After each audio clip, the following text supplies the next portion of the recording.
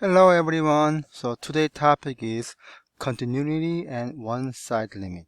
So we will talk about continuity first, and then if time allows us to cover more, then I may be able to move on one-side limit as well. Okay. So I'm gonna bring out a little bit interesting question compared to last time. So think about this graph. So fx equal to x cubed minus 1 over x minus 1. So now this graph shows that there's a hole exists here, right? Then we need to know what that means and how can we determine this hole. Okay, basically if there's no hole, then this is totally continuous curve, right? However, because we have a hole here at this particular point, no real value exists.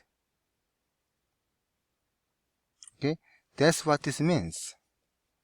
Then how can we determine this no real value exists point here? So that's basically why we have this graph formula here.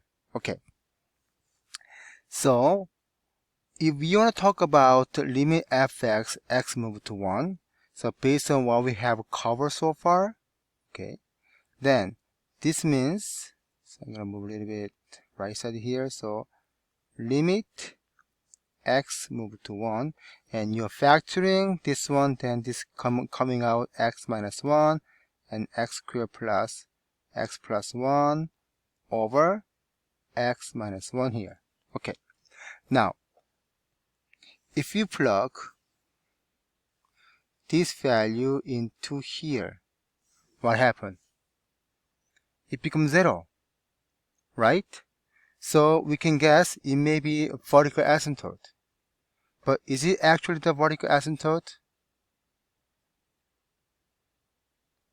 Maybe not, because after factoring the numerator, we got x minus 1 times x squared plus x plus 1 here. So now this one canceled out. So this limit form changed x squared plus x plus 1. Okay? Oh, now this is just a polynomial format. Then we can just plug 1 into here and here. Then we can find the limit value, which is 1 squared plus 1 plus 1 equal to 3 here. Then,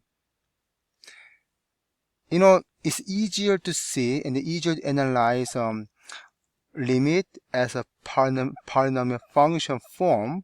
Then why, this question just shows that it's a fraction format of the function here. Can you guess the reason? Yeah, especially this, we can simplify to this format. So, this author, he or she wants to emphasize there's no value exists when x equal to 1 on the polynomial function graph. At the point, you can do this way. Okay? So, that's the reason. So before we assume it may be the vertical asymptote, but it is not, because the same factor exists on numerator, so we can cancel this out. So that's basically whole. And then this kind of point, we say removable discontinuous value.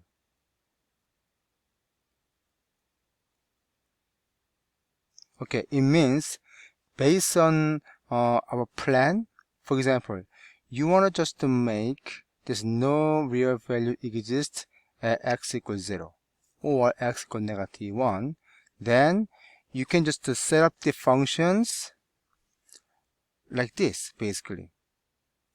Okay, so one example here. So you want to just make there's no real value exists at x equals 0, then I can just set up maybe gx equal to x times x squared plus x plus 1 over x basically. Then we confirm there's no value exists at x equals 0, but later on cancel this out, then we can just analyze, plug in 0 into this function like that. Okay, so basically based on our setup we can remove basically. So, and then also another meaning is we want to remove the particular value here. That's why it is also called removal discontinuous value. Okay, then let's do one more example here. So gx equal to 2x squared minus x minus 3 over and x plus 1. Okay, so one thing we know that at x equal to negative 1, no real value exists, right? So now it can be vertical asymptote, or just remove the real value at this point. So it may be also removal discontinuous value anyway. Okay, so now if I ask you limit x move to 0 of gx, then try to plug 0 into here. Oh, it is not equal to 0. Then you just plug them. So 2 times 0 squared minus 0 minus 3 over 0 plus 1. So become negative 3. But I'm asking limit x move to negative 1. Then we need to factor in this numerator if possible, so that we have to double check we can cancel this factor out.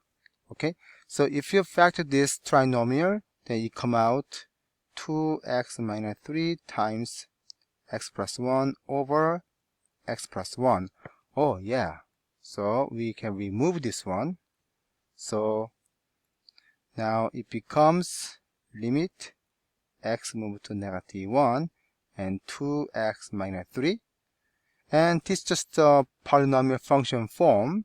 Just plug x value into x here.